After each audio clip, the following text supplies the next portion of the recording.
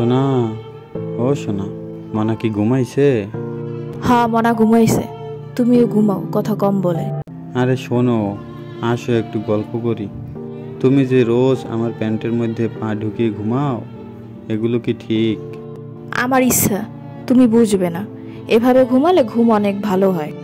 নেকা বউ আমার। শীত ছাড়া তো এভাবে ঘুমাতেই পারি না। গরমের দিনে তো তোমার কাছেই যাওয়া যায় না। দুজন দুমাথায় ঘুমাই খাটের।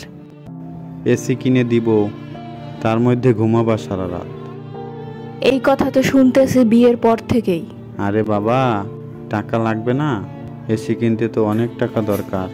টাকা হলেই দিব, একটু ধৈর্য ধরো না। তুমি যে ছেঁচড়ার কিপটা, তুমি কোনোদিনও কিনতে পারবে না। আমার সময় হলেই কিনবো।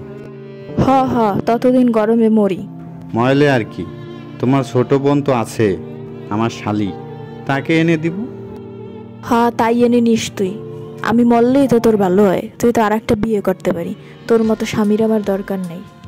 মাথা গরম করে দিও না।